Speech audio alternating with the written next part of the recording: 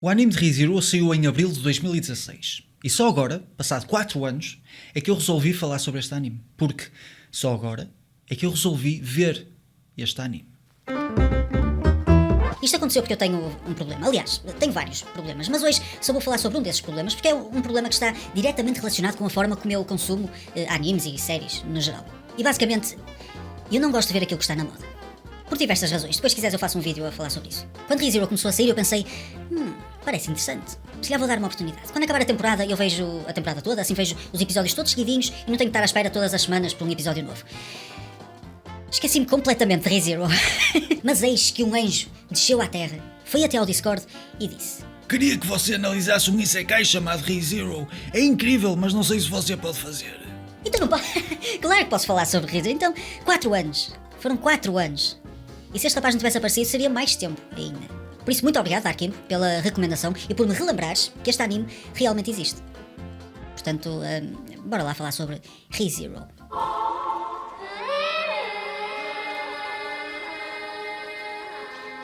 何回も何も初めてだろうが。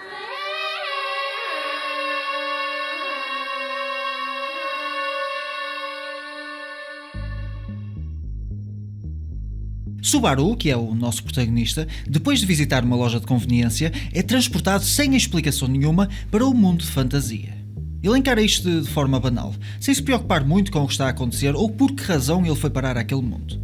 Ele pensa que é um protagonista numa espécie de videojogo, numa realidade alternativa.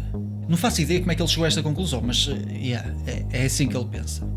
Depois de conhecer o amor da sua vida, que é a Emília, ele acaba por morrer ao tentar ajudar esse mesmo amor. E é aqui que nos é apresentado o principal e único poder de Subaru: retorno pela morte. Sempre que ele morre, ele volta atrás no tempo até uma espécie de checkpoint. E não importa quantas vezes ele morra, ele acaba sempre por voltar até ao mesmo checkpoint. A não ser que ele consiga sobreviver e avançar um número de dias ou semanas suficientes para ativar outro checkpoint lá mais para a frente. Não se sabe muito bem como é que estes checkpoints são ativados. Funciona assim tudo de uma forma um bocado aleatória. Mas basta pensar que isto é tipo um videojogo. É igualzinho a um videojogo. Nós controlamos o nosso personagem, não é? Morremos, como acontece a qualquer um, ou quase qualquer um. Voltamos atrás até ao checkpoint e só nós é que sabemos que morremos. O resto do mundo que está à volta do personagem não faz ideia do que se passou e continua tudo a andar de forma normal, como se nada tivesse acontecido. E para piorar um bocado as coisas, Subaru não pode falar sobre o seu poder a ninguém, porque senão aparece esta mão misteriosa que pode matá-lo ou matar a pessoa a quem ele contou o segredo. E este acaba por ser um dos maiores desafios de Subaru, ter que passar por tudo isto sem contar nada a ninguém.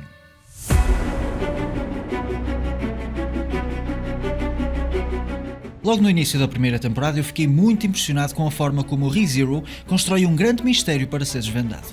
Na primeira vez que Subaru morre, nós não percebemos muito bem como é que ele morre, quem é que o matou ou por que razão ele foi morto, o que faz despertar logo de imediato o nosso interesse na narrativa. E este mistério vai sendo desvendado aos poucos à medida que Subaru vai repetindo o mesmo acontecimento várias vezes. É a mesma coisa que lutar contra um boss do Dark Souls. Chegas lá, não é? Primeira vez, levas na boca. Depois voltas a repetir umas 10, 20 vezes, até que começas a conhecer melhor o boss, começas a saber quais são as suas táticas, os movimentos e tal, os truques, e eventualmente vais acabar por ganhar. Esta fórmula de apresentar um mistério para ser desvendado é usada várias vezes ao longo deste anime, e a verdade é que acaba por se tornar um bocado repetitivo. O engraçado é que a parte repetitiva, pelo menos na minha opinião, não é o facto de ele estar sempre a voltar para o passado, porque ele volta muitas vezes para o passado. O problema é que ele morre, cria um mistério, depois esse mistério é desvendado e andamos para a frente. Depois ele morre outra vez, cria outro mistério e esse outro mistério é desvendado e andamos para a frente. Depois ele morre outra vez, cria outro mistério e é sempre assim. É um bocado repetitivo.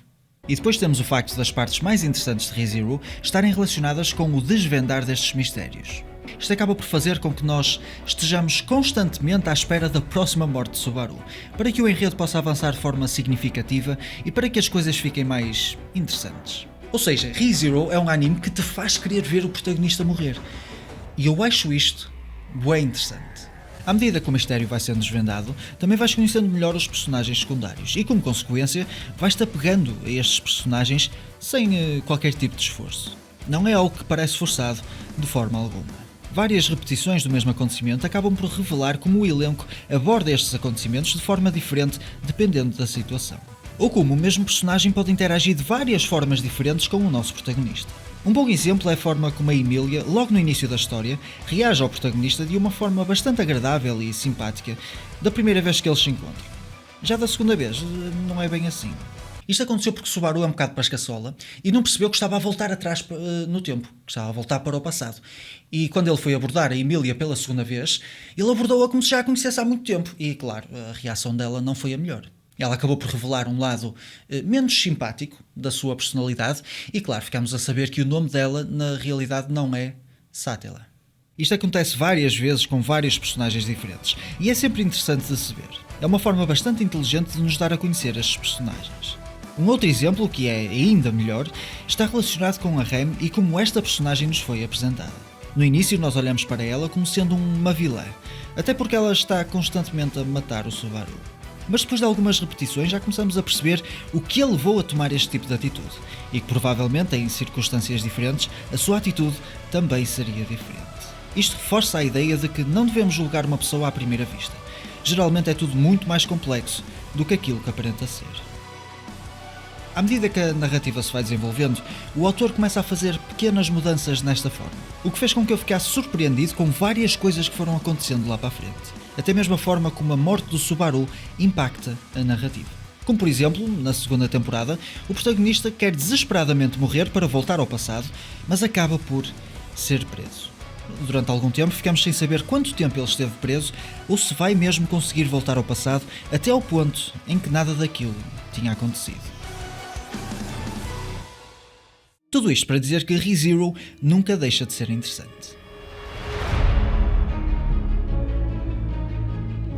Se existe alguma coisa que este anime nos tenta dizer descaradamente, é que morrer não é nada fácil.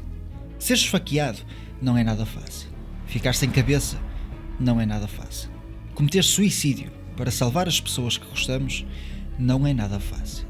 Nós, como espectador, achamos que a solução é bem simples. Se alguma coisa correr mal para o Subaru e companhia, basta acabar com a própria vida e voltar ao checkpoint. O problema é que estamos constantemente a ver cenas como esta.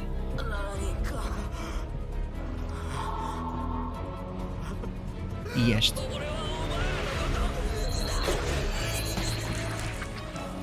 E também esta.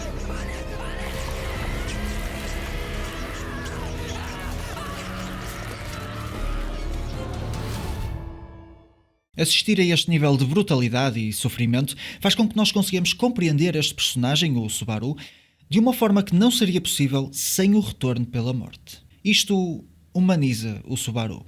Faz-nos pensar que ele é mais que um simples personagem de um anime e que estar constantemente a morrer não é a solução. Peço desculpa a todos os protagonistas de qualquer RPG que eu já joguei em toda a minha vida. Nesta situação em particular, uma das companheiras dele morreu. E mesmo assim ele quis continuar a viver porque ele sabe o quão doloroso é morrer. Ele já estava tão afetado psicologicamente e fisicamente que estava disposto a abrir mão de uma das mais cobiçadas waifus da década. Isto não é nada fácil para um otaku. Existem várias ocasiões em que Subaru começa a entrar em colapso mental. Ele passa por situações que deixariam qualquer pessoa marcada para a vida.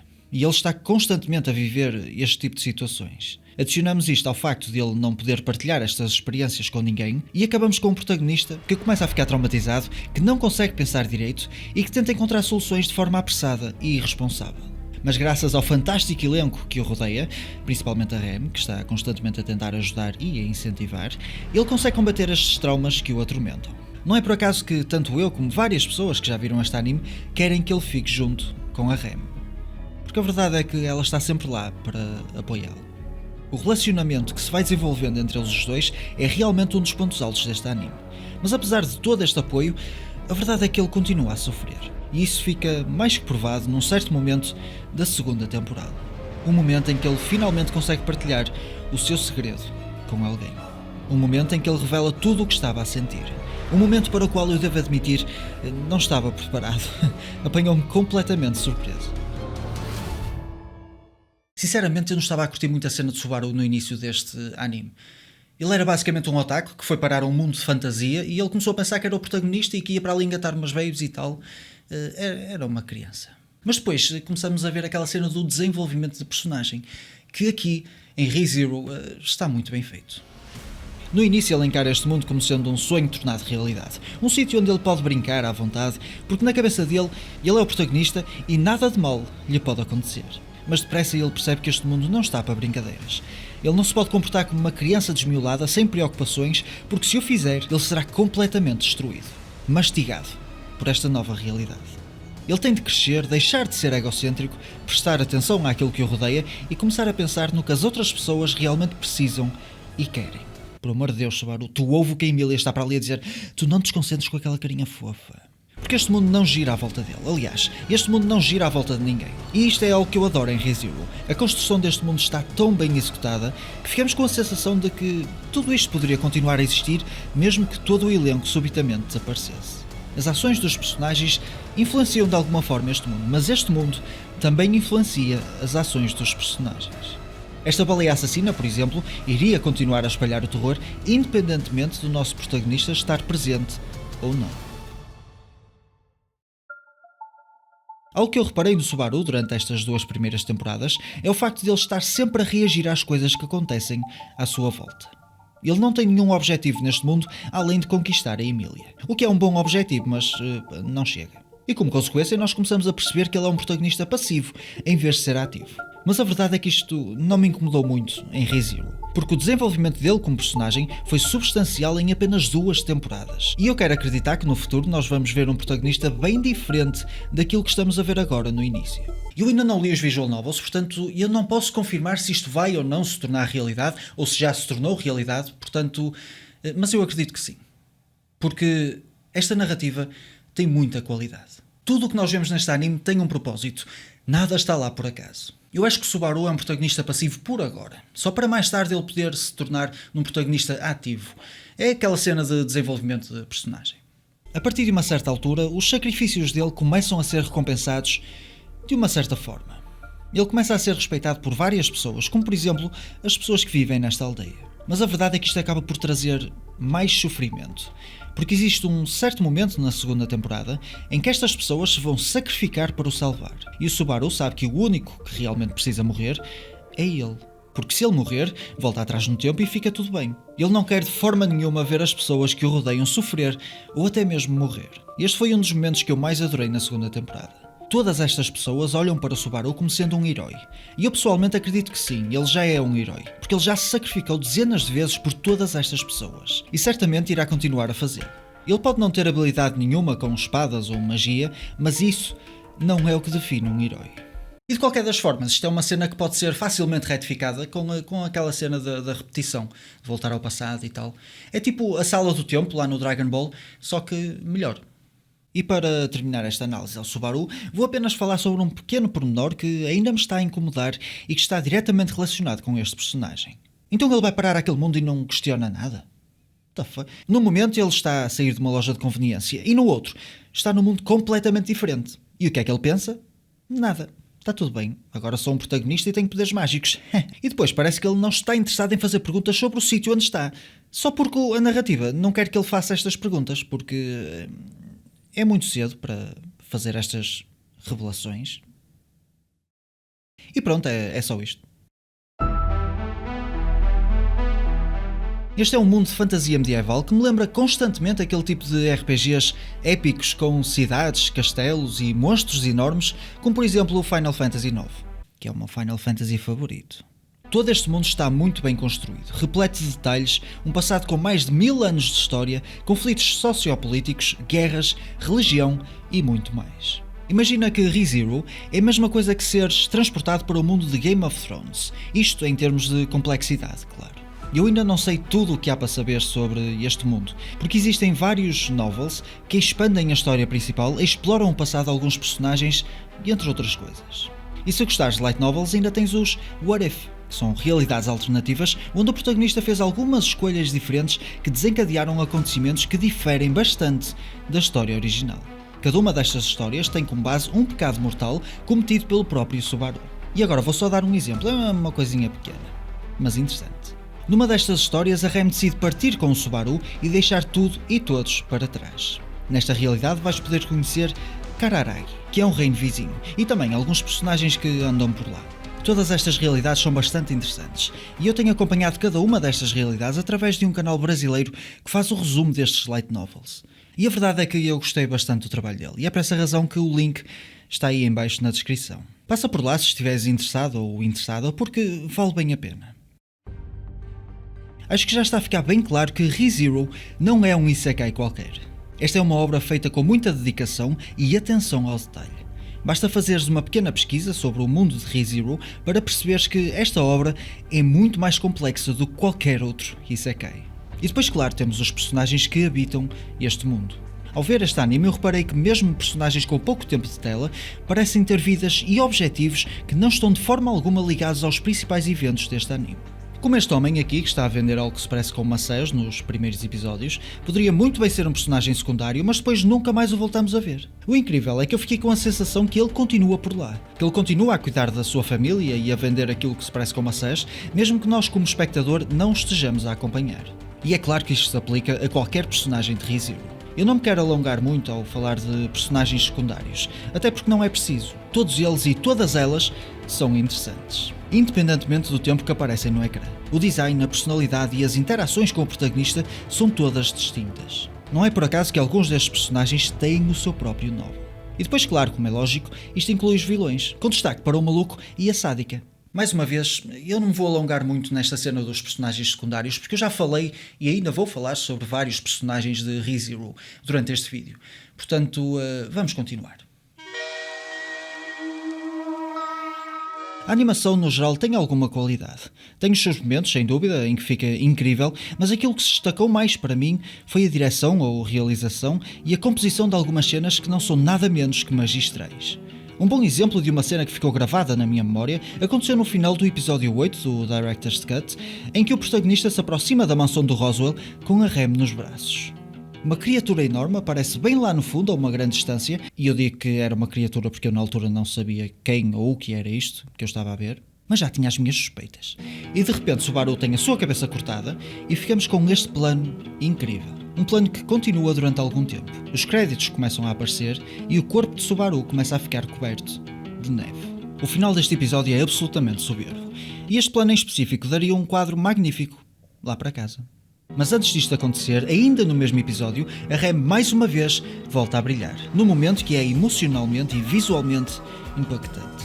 Este é sem dúvida um dos meus episódios favoritos, onde podemos ver que o desgaste físico e mental finalmente levou o Subaru ao seu limite. A Rem mostra tudo aquilo que está disposta a fazer para proteger e salvar o Subaru. E Betelgeuse mostra o quão poderoso ele é, e prova de uma vez por todas que ele é um adversário a temer. E para terminar, temos esta cena em que o protagonista está a desistir praticamente de tudo porque ele não vê como pode fazer frente a um adversário tão poderoso. Este diálogo entre Rem e Subaru visualmente é entregue de uma forma, eu diria, perfeita. E torna-se impossível não ficar completamente colado ao ecrã enquanto vemos os dois personagens expressarem tudo aquilo que estão a sentir naquele momento. Foi aqui que eu fiquei 100% apaixonado pela Rem. A verdade é que existe uma carrada de momentos memoráveis neste anime. A banda sonora, a animação, a realização, a performance dos atores, é tudo de extrema qualidade. E é impossível eu falar sobre tudo porque senão este vídeo não ia ter fim.